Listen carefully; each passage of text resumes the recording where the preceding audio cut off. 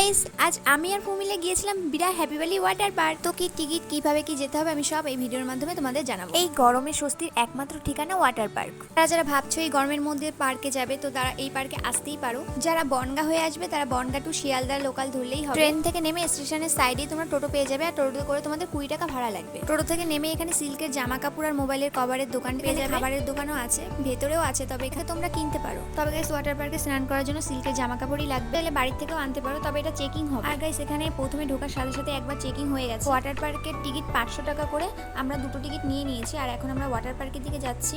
শুধু water park না, এখানে ঘোরার জন্য জায়গাও আছে, সাথে পিকনিক করার জন্য জায়গা আছে। তো আমরা শুধু ওয়াটার পার্কের জন্য এসেছিলাম, তাই আমরা ওয়াটার পার্কের সামনে চলে গেলাম। এটা হলো মেন চেকিং, এখানটা অনেকক্ষণ ধরে চেকিং হয়েছে। আর যাই হোক এখানে খুব চেকিংটা হয় দেখছি। আর গাইস এদিকে আমরা ওয়াটার পার্কে ঢুকে গেছি আর আমাদের হাতে টিকিটটা লাগিয়ে দিয়েছে।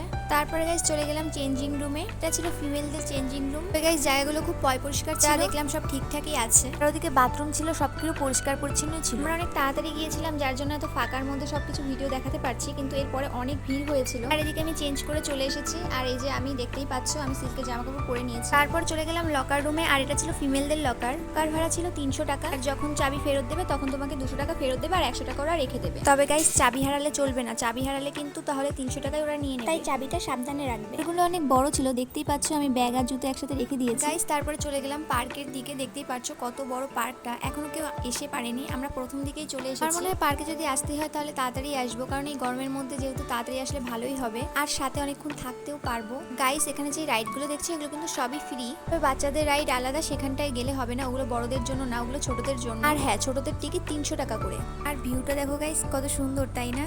আর গাইস এখানে বসে একটু ঢং করে নিলাম, আর এখানটায় বসে বসে কিছু ভিডিও আর কতগুলো ফটো তুলে নিলাম।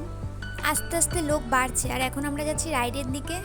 তবে গাইস আমার মতো যারা রাইডে উঠতে ভয় পাও তাদের এখানে আসাটা পুরো বেকার হবে, কারণ আমি এখানে এসে বুঝতে গাইস এই রাইডগুলো অনেক ভয়ের আর অনেকটা বড়, দেখতেই পাচ্ছ। আমি তো প্রথমে বুঝতে পারিনি, উঠলে বুঝতেই পারতাম না এগুলো এত ভয়ের।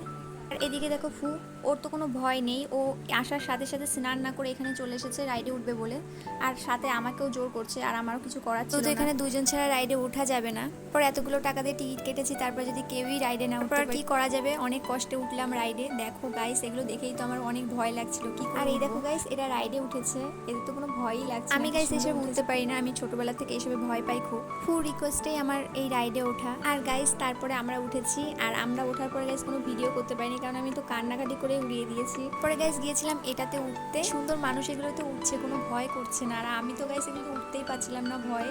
দেখো গাইস এই যে এইটাতে ওঠার সময় একটু ভিডিও করেছি, এরকম যদি হয় কার না ভয় লাগে গাইস। দেখো আমি তো শুধু কান্না করছি এর মধ্যে উঠে, আর এরপরে আমি উঠতে পারিনি। এরপরে আমি একটা রাইডে উঠেনি, এখানেই লাস্ট। পরে গাইস ওই রাইডটায় উঠতে গিয়ে আমার সানগ্লাস হারিয়ে গেছিলো, আর সানগ্লাসটা খুঁজে তারপরে ফু পেয়েছে। আর গাইস আমি সবাইকে বলবো এখানে আসলে সানগ্লাসটা একটু সাবধানে রাখার কথা।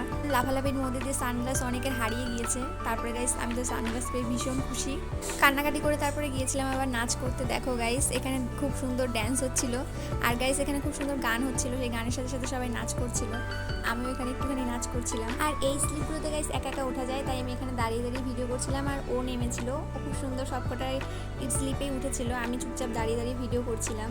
আর গাইস আমরা এমন একটা সময় গিয়েছি যে সব ধরনের ওয়েদার পেয়েছি, বৃষ্টি ঝড় আবার বৃষ্টির মধ্যে রোদও, খুব সুন্দর একটা ওয়েদার পেয়েছিলাম।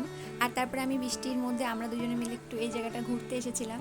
এই জায়গাটা বলেছিলাম বন্ধ কেন, বলছিল যে কিছুদিনের জন্য এই জায়গাটা বন্ধ ছিল। জায়গাটা খুব সুন্দর ছিল, ফটো তোলার জন্য বেশ ভালো।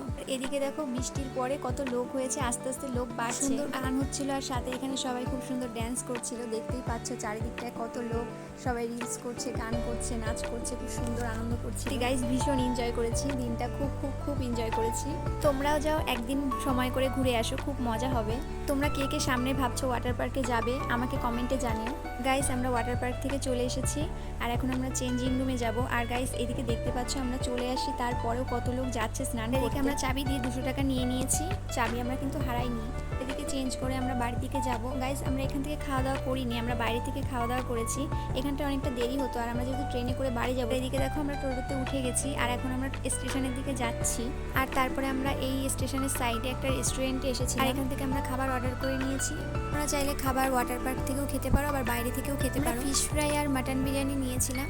এর সামনে যারা ওয়াটার পার্কে যাবে ভাবছো, যদি কিছু জানার থাকে আমাকে কমেন্টে জানিও। তো ভিডিওটা এই অবধি, ভিডিওটা কেমন হয়েছে জানিও। দেখাবে নেক্সট কোনো ভিডিওটা।